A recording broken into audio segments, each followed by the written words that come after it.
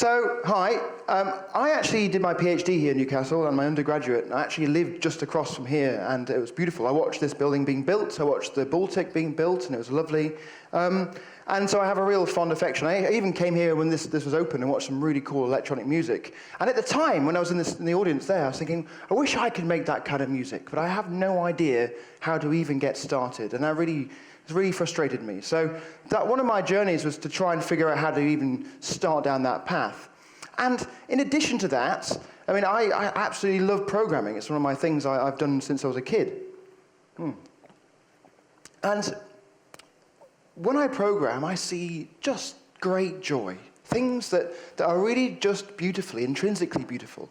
I guess in the same way someone who loves a poem sees intrinsic beauty, or some mathematician who sees an equation of great beauty, or a solution to a problem that's just destroyed the way that the people have attacked it before and just simplified it in new ways, or how philosophers can ask questions that no one's asked before, and that suddenly interjects a new way of thinking, or inserts a problem into mathematics, like the Russell paradox. So the problem for me, though, is that I quite like enjoying this beauty that's inside of me, that I see, that's there, that's clearly visible, and all the things we can do, and it's all about this sort of thin king that digs it all. So it is about that, right? But there's two things for me. I don't know if you guys are the same. I hope so, because one thing is to enjoy the beauty yourself, but the other thing, the better thing, is to share it. So I used to go to parties before I had kids, and people say to me, I've still got 30 minutes, it hasn't changed. You want to start a timer. I used to go to parties, and I'd say, 27 minutes, now it's gone down. It's going quickly. I better speak really quickly, fast.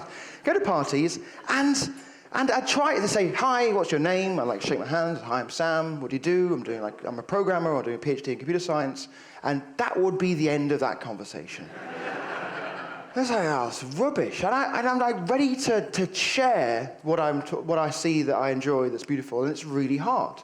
And so, to combine these things, I wanted to find ways that I could, to explore that beauty myself, and that's through expression. So it's not just about programming, it's about programming in ways that allows me to do new things. And for me specifically, it's about making music. It's about being able to imagine performing in a venue like this. Or just imagine being able to be in my bedroom and making music, imagining I was performing in a venue. That's all that matters.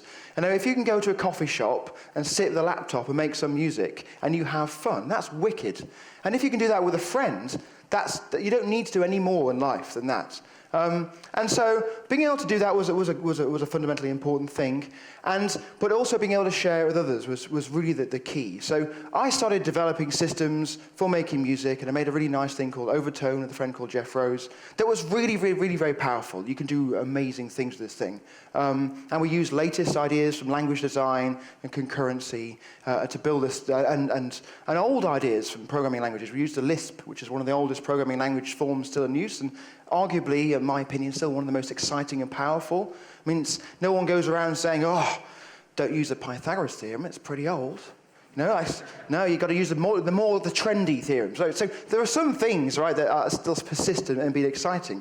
And so Lisps in that sense were great. And I had a band, and I toured the world, and it was wicked, but all I did was to demonstrate that you can be creative with code, you can make music with code, and things that I wanted, and the beauty of the code was coming out through the music and through the interaction, and that was there.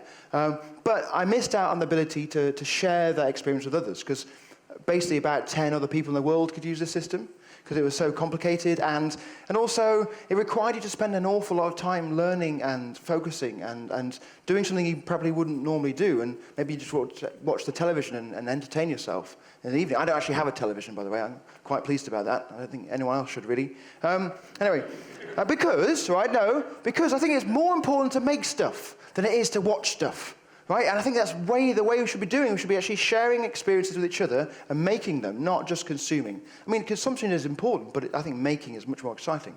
And getting other people to make stuff is, I've observed is wicked. So I then work with these guys. This is the Raspberry Pi. And so one of the things I want to do is to try and give people creative experiences with computers, to try and sort of share that journey I've just described to you with as many people as possible, for as many backgrounds as possible.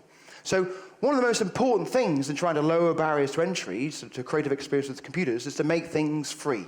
Right? So everything I do is completely open source, completely in a way that if you want to, business people out there, you can see what I've done, and you can rename it, and you can sell it if you want. It's totally fine. I mean, it's a bit of a poor move, but you can totally do that, right? But also, in addition to giving this stuff away for free, it's no good if I say, hey, you can use Sam's Wicked software, it's free, but you need a £2,000 MacBook Pro. It's not going to fly, right? So this thing here is the Raspberry Pi. Has anyone not heard of a Raspberry Pi before? Put your hands up if you've not heard of the Raspberry Pi. That's great, okay, right? One person, I can't say, hello, this is a Raspberry Pi, okay? And it's a little box the size of, I don't know why I'm shouting because I've got a microphone. It's a box which is the size of a pack of cards. This one's got a light because it's got a little board which is going to go to space, an International Space Station. Not this particular one, but one the same. Where kids can write code actually to run experiments in space. It's about getting people engaged. I'm going to make it into a guitar effects pedal. But the thing is, it's only £30. £30. So if you haven't got a computer, then get one of these. That barrier to entry is reduced. But the problem is, this computer's not very good. It's very affordable, but it's not the most powerful system in the world. And so writing software for this that does interesting things is a real challenge, and I've actually enjoyed that personally. So I've done a lot of talking, and I want to actually, I want to actually do a bit I want to teach you a bit of programming, and then, if you don't mind, if you're given the opportunity, I might do a bit of music. Would that be okay with you? Yeah, right, okay. So I'm going to open this system. Where is it? Oh, actually, there we are.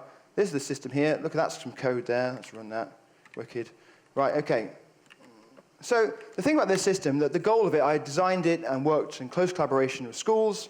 In fact, actually, on Monday, I was at Benton Park Primary School here and watched their Sonic Pi Orchestra. They're using this system. These are primary school kids doing really advanced things with programming. And also, the cool thing is the kids are teaching other teachers in the local area. Okay, so what I'm going to show you now, if you've never programmed before, which many of you maybe never have done, the one thing you've got to bear in mind is not trying to understand everything I'm doing, but just to see that it's not too complicated, and also remember that 10-year-olds can do it. So seriously, in one day, I can go into a primary school and teach kids what I'm going to do now. Just one day, 10-year-old kids. So you could, if you spent a bit of time, you could do it. Unfortunately, you guys are old, right, relative to primary schools. And so what I've observed is that as you get older, you close your minds. So the one thing I want to challenge you really strongly, actually, in a sort of almost shouty way, is that if you say, and I'm sure none of you do that, but if you ever hear anyone else say, I don't get technology, then you need to tell them off. Because you need to add a comma and a yet on the end. Right? Because if you close your mind from technology, that's a really sad and unfortunate place to be in. So we should be challenged. And unfortunately, I hear a lot of teachers say exactly that. And that really makes me sad and quite angry. So I'm going to show you some stuff. Right? So programming, it's wicked. So you just write some words. Right? Like here, I'm going to write the word play. And then you can do other things with the words. You can combine words in different ways. So I'm going to put a number in here. And I'm going to press the run button. And if the sound's on, we might have heard a sound. Let's try it again. No, there's a sound on? It's on number 2, I think. No, it's going to go. Oh, yeah, oh. No, that's just the feedback, isn't it? I've got... Oh, look at that. We're in. Right, very quiet, but it's there. Okay, so all I'm doing there, that's my first program, is writing the word play and the number 60. And this is all these learning opportunities to talk about functions and abstractions. The number 60 is an abstraction. Numbers have this great property that they can go up and they can go down. That's pretty cool, isn't it? So the thing is then, when you have a property like that, you can map it onto other domains. So in the music world, we have pitch, and pitch can go up. So if I have a higher number, it's higher, and a lower number is lower. There we are, right, okay, does that make sense? So you give this to kids, and the thing is, like, it's really important that when you think about teaching kids how to program, you say to them, right, we're going to make a game. And they go, yes, a game. And then you say to them, this is not my example, by the way, I'm just stealing it from someone else. It's a good example, though. And you say to them, what kind of game would you like to play? And they say, well, I want to be on a horseback. I'm going to ride down the hills towards the castle, and I'm going to siege the castle, or I'm going to strategize my attack, I've got my armies, and I'm going to attack the castle. And you say, well, I can do you a square, that's the castle, and a circle could be the horse. Is that cool? And like, you've lost them, right? So this is okay, but really, like, kids want to do something like this. Play some. Come here. Is it possible to make it louder? Is that as loud as it goes? It's very quiet. Can you hear that back? Right. So that's just a sample, right? So that's a bit more. It's a bit like saying, well, okay, here's a 3D model of your horse. But they might want to do something like do something with that sample. Let's play another one, like Loop Mika. These are all free open source samples, which are Creative Commons zero license, so they're public domain. So you get like a sample like this, and then you want to do something. So maybe you want to like sleep for a bit of time, like 8 seconds, and then play the sample again at a different rate, half speed. Right, and so this is a simple way of programming. Do this, do that. And in a second, we hear the next one coming in. So again, I'm starting to layer these things up, right? So it's very simple. And this is like procedural programming, very basic programming. Do this, then do that, and then do the other. And so, does that make sense? Anyone understand that? I've got some cool things here. I've got this special thing here, which is a parameter, which allows me to control it, right? So I can change all sorts of stuff. I can change the cutoff value of this. And that's one of those things that's like, well, what is the cutoff value? But you don't need to know, you just need to play with it. So if I change that to 2, and so you can just hear that, actually. So let's just try to play on its own. That's like a technique where you sort of bring something in at a low cutoff, and then as it's playing around, you sort of bring it up to a higher cutoff, and you get more of the sound, or really high. So that you can start to play with these sounds, play with the parameters, and kids like this stuff. But they say, well, I want to do like a drum. Well, I would say if I was a kid, I'm not really a kid, I'd like to do a drum and bass mashup. That's my, I was in Bristol all the time. So let's go back to the Amen break. So what I want to do is I want to write a loop, and I want to play the sample loop Amen. I want to sleep for some time, one length of the sample, and do it. So I want to be able to make this work, and it doesn't because, right, so it's unfortunate because this sample has a certain length, and 1 second isn't one of the multiples in that.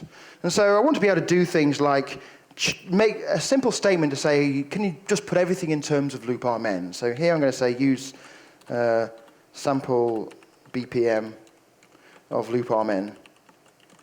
And now everything's in terms of loop Amen. Now I've got a loop, right? So that's getting there to some music. And hopefully that's not too complicated for you guys to understand. I'm just specifying that time is sort of different. That's all. It's a lovely thing to say. And then I'm looping and then just playing a sample and sleeping for a second. Now, the thing is, loops are one of those weird things. Like in programming, they're beautiful. They describe this thing which goes on forever, but forever is not really a thing you want to do in the real world, typically. And what I would want to do is I want to change that on the fly, and mash it up, and do things with it. And I can't. So if I press run, and then press run again, I had another layer. I'm layering it, which might be what I want, but it's not. It's like really getting nuts. So what I've got is the cool thing about programming is you can say, well, I don't like what's there at the moment, and I think I can see something that would be more interesting. And unlike when you use an application, you can't change it. You're within the constraints of the application. When you're a programmer, when you can think digital, you can say, well, okay, loop. It's been there for a while in programming, but I'm going to create my own kind of loop. So I created a live loop. I need to give it a name. Let's call it drum and bass, or drum and bass T, which has got the same properties. But now I can go in and change the rate of this whilst it's still playing. Press the run button. And it's playing.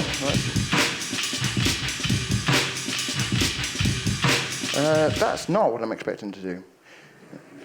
That's interesting. Let's move on. Why is that doing that? It's one of those beautiful things. I could spend now 5 hours and waste the whole talk figuring out. Why is it doing that? Right? No, if I have been playing. Actually, I'm using the latest development version. I have been playing with the system, and so I might have actually modified how that works. Which would be very unfortunate if that's okay. Anyway, right, so, what?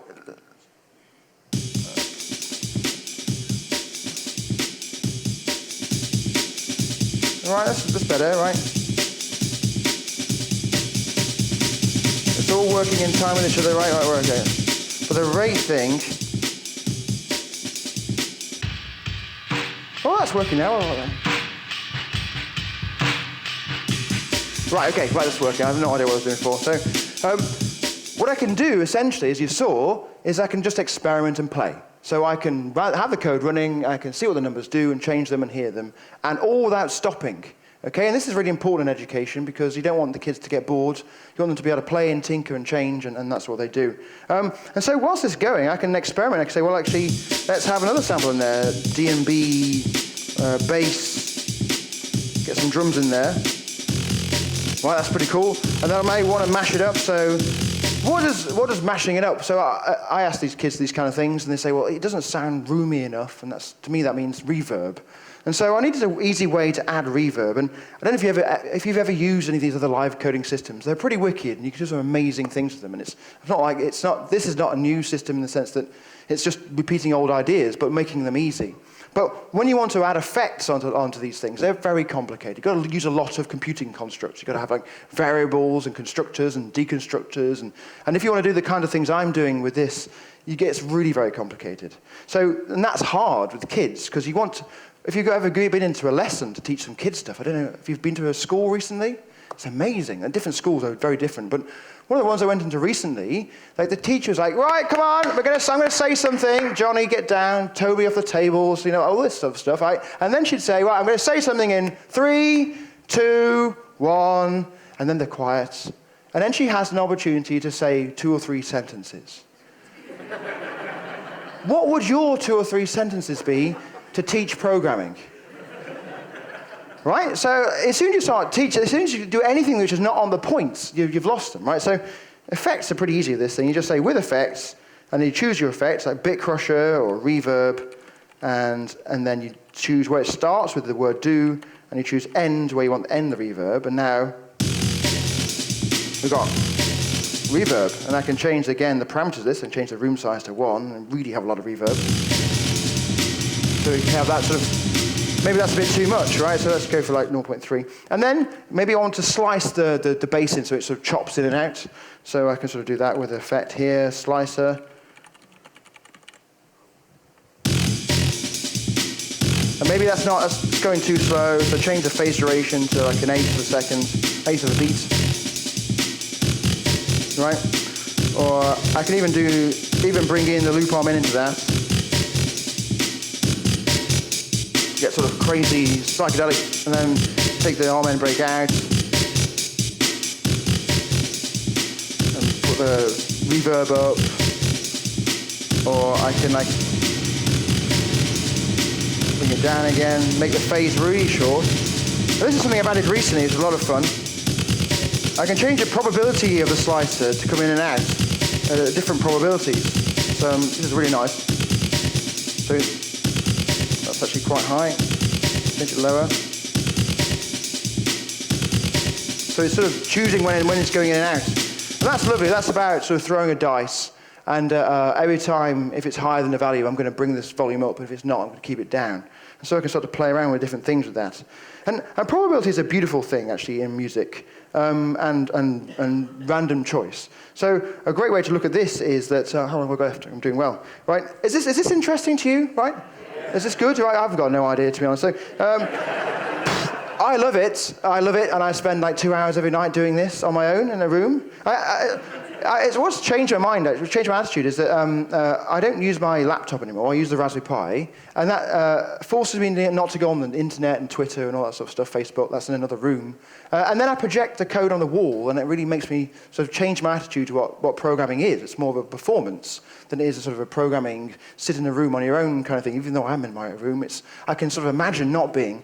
But I think it's really important, and we should be changing our attitudes towards programming. And if we want to get more people to code, it's not about getting more engineers or more architects. I mean, we already have those, and it's great to have more, and we've seen that there is a need for that commercially.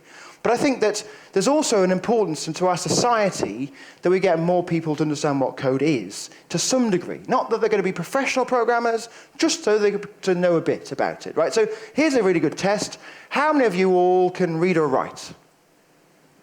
Right, that's pretty cool. Well done. Keep your hands up. Put your hands down if you're not a professional writer, right? Most of you are going to have put your hands down, right? So there's a few of you. So the rest of you who put your hands up about reading or writing, why did you bother reading or writing if you're not going to be a professional writer?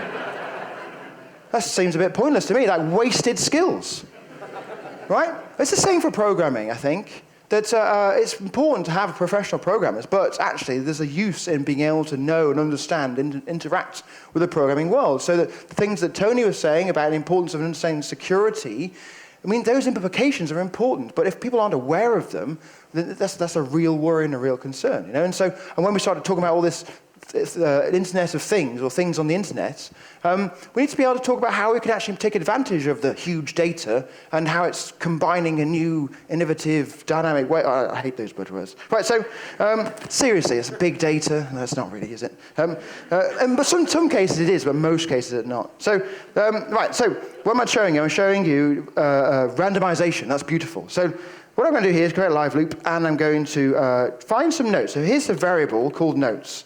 And a variable is a thing which remembers stuff. It's like a place. It's actually, usually in programming, a really, really bad thing. And unfortunately, lots of programming languages still have these variable things, and it's a tragedy. But we'll use them for now. That I'm going to store in this variable something which can't ever change, which actually is a beautiful thing, philosophically. So that's not so bad. I'm not causing too much of a problem. And this thing which can't ever change is a scale. And I'm going to choose a scale, E3 minor pentatonic. Right, and this is going to return me a thing which is immutable, like a stone with some carvings and notes on it. And when I've got those notes, I can then play one of the notes. I'm going to choose a note, and I'm going to tune the release time of the so that's the duration of the sound to be short, and I'm going to sleep for a very short amount of time. How about that? So let's try that. That's quite nice, right? It's a very simple little bit of code. And I've got like a nice sort of domain, the pentatonic scale, which is always going to sound good, it's like rock music. And then I'm just choosing notes. And the way to think about this is this scale, this immutable thing, is like a Scrabble bag. I've got my notes in there from the pentatonic scale. And then every time around the loop, when I choose, I'm just going to pull a random one out of the Scrabble bag and go, oh, it's an E3. I'm going to play that. Right? And so next time around, I choose another one. I mean, I put them back in, so there's always the same probability.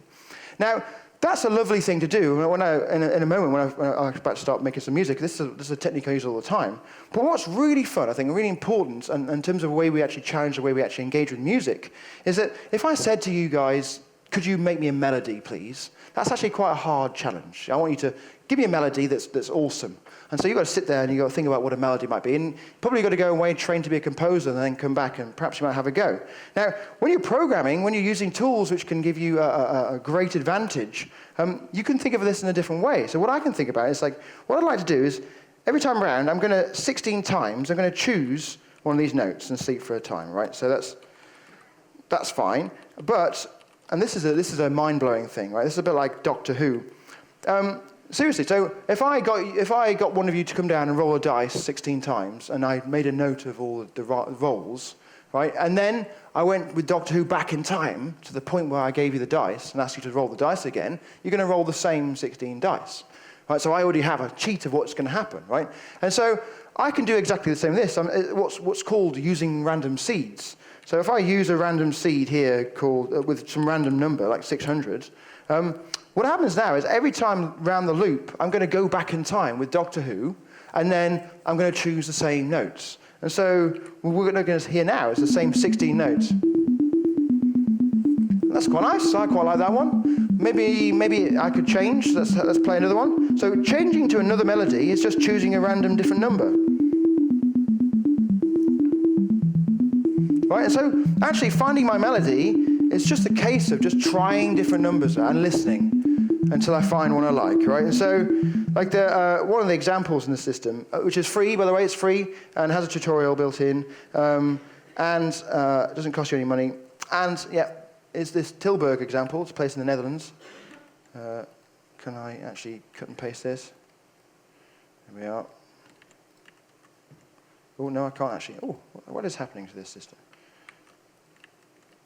I'm getting strange issues going on here. Try that.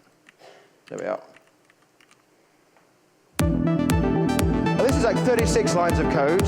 You could learn it very quickly. But I'm doing exactly the same idea here, right? I've got this random seed.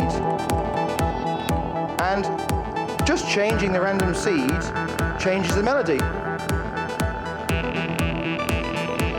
And so, or I can turn the random seed off, and then that melody you're hearing is just going to go free. It's flying around, doing random things. And then when I want to bring it back and get control of it, I uncomment it out. And if I want to be back where I started, and we're back to where we were. And so being able to use code is a really beautiful way of interacting with music and experimenting, and also fantastic for getting kids engaged in programming. And so we have a scheme of work to teach computer science and music in schools that addresses the new curriculum, which is also free. It's on the Raspberry Pi website. This software also runs on Macs and PCs, so you don't need a Raspberry Pi to run this thing. You can use whatever computer you want. If you've got Linux also, you've got to compile it yourself, but that works. And I think I'm just going to spend the last 3 minutes making some music, if that's okay. Is that okay? Yeah. Right, so let's. I'm going to get one of these chairs, I think, because this desk's not high enough. Right, 3 minutes. What can I do in 3 minutes? So I played with a lot of samples recently. So let's try with what should I do? I also have written these snippets, so I can write a simple thing and it bumps a bunch of code out. And this is me showing my friend Paul how to do this, Paul Robinson. So it's not making any noise at all. Now, why is that? Okay. Oh, it's because I'm syncing with time, and I don't need to do that. Right, so I can get that vortex going, and I can get something else going, like this. I can sync that with the vortex. This sync thing is actually really beautiful, computer science-wise. So I can start just interacting and changing these around. Right, and then, or actually, if I change the BPM, I can bring in some of the samples. 62.5 is a good one. So we're going to, on the fly, change the BPM. And I can change the amplitude.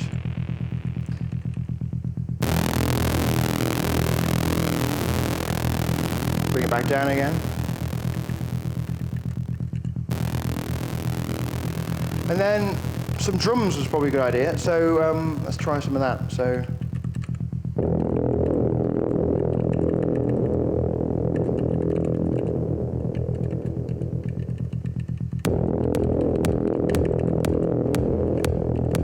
I mean, if you're a programmer, notice everything's in time. All the threads are actually working in time, and they're all in phase and all that sort of stuff. And then I can get this going like oh, this one's not in time, right? Can you hear that difference? That drum beat's not quite right. Because I didn't specify that it should be 62.5 BPM. So let's put that in, and sync it with the time again, and fix the syntax error. Put that in there, right? There's still a syntax error, a comma is missing. And now, it's going to be all in time. All right. So, and they didn't stop, right? I didn't stop the program. It's still running, debugging in front of an audience. It's fun. So, what can I do? Let's go for like a line from 70 to 130 of steps. 8 tick for foo. Give it some automation. Stop the bass because it's a bit annoying.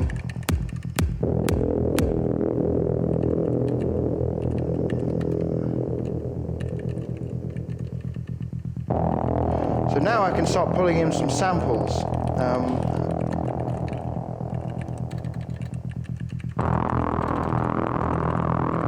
So let's go for number 23. Rate 0.5.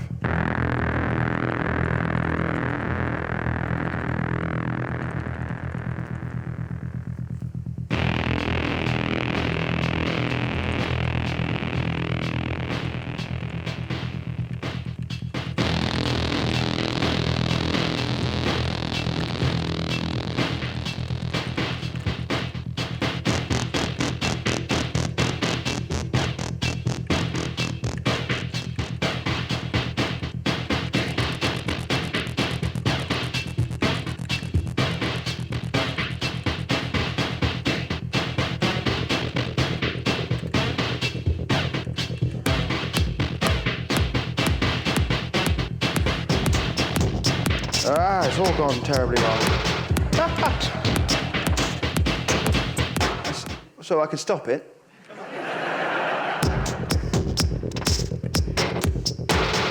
It must have used a different BPM somewhere.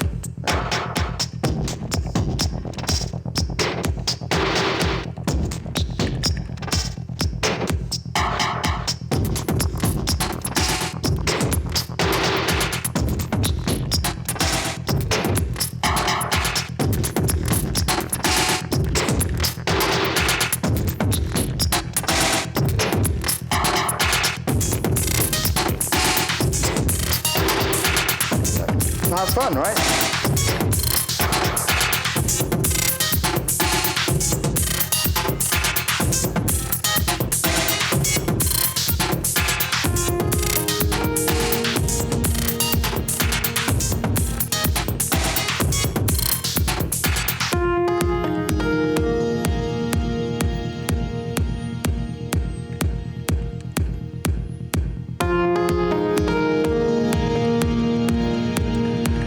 Flanges, quite nice.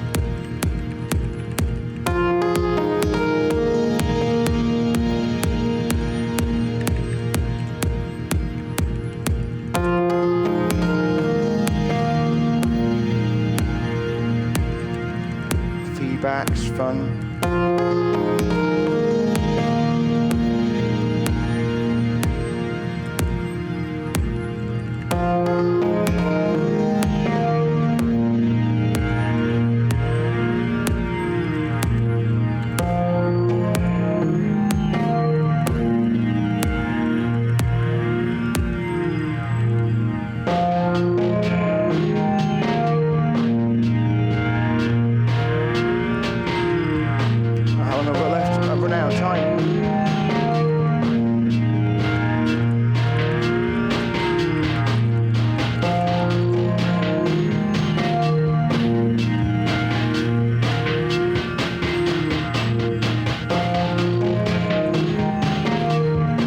Also start to, I'll finish off by moving to an ambienty bit.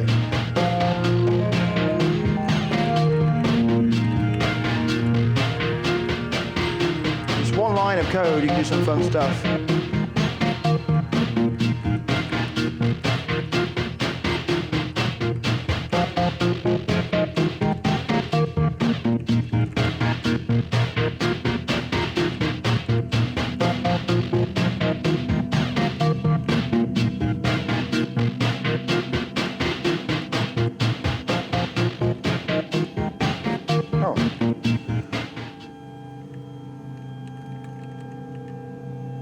And so this is the thing the kids can do. They can just write one line of code and just bring a bunch of samples in together. And then have someone say something prophetic and philosophical on top. In this case, it's one of my favorite people. It's a chap called Rich Hickey, wrote a programming language called Clojure. Some really nice ideas in it. Oh, I'm playing him half speed. You won't like that. Precisely the same program. We can creating right now. Precisely the same. We can create programs. Precisely the same right now. Programs. These tools of creating right now with these dramatically, with some dramatically drastic. I did C++ for a long time. I did C++ for a long time. I know how to make big sharp. I know how to make big systems. Completely believe in those languages, and I do not need all that complexity. We do not need all that complexity. Creating right now simpler tools. These tools I did C++ for a long time. I did Java. I did C# simpler tools. I know how to make big. I did C++ for a long time. I did Java. I did C#. Thank you very much.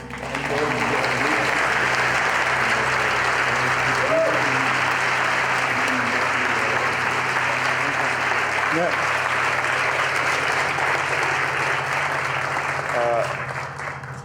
Do you teach? Do you regularly teach in schools as well? Yeah. Is that like a part of it? I was sitting there thinking about this. I was thinking, how many kids have actually reached out to in the last year? And it's almost 100,000. Wow. So I did a thing for the BBC where it was 66,000 people watched it. That was live. I've been to about 50 schools. God, yeah, tons and tons. I've just lost count. Yeah. Wow. And do kids like eventually approach your level of proficiency in terms of? Not yet. Okay. Not yet. So, I mean, It did remind me slightly of The Matrix for a while. So I started going, it's like, wow, this guy's like Neo. I mean, it's just really flying around the screen. Yeah, and the funny thing is, like, the stuff I'm doing now was embarrassing for me, actually. Right. Okay. Stuff I do in my own time is much more interesting. But there's a big difference between practice and performance. Yeah. And in practice, you have the space to sit there for 5 minutes until you find a nice place, and then you can really enjoy that place.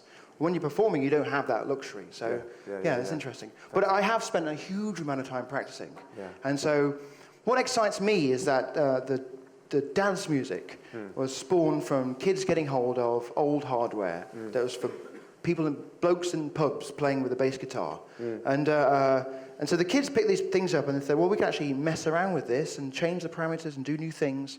And by subverting the technology, they were able to make dance music. And so I'm looking forward to what kids can do with this that I can't even imagine and perceive, and the kind of things that this will take music in new directions. That's fabulous. Thank you so much. Thank you very much. Fabulous. Thanks.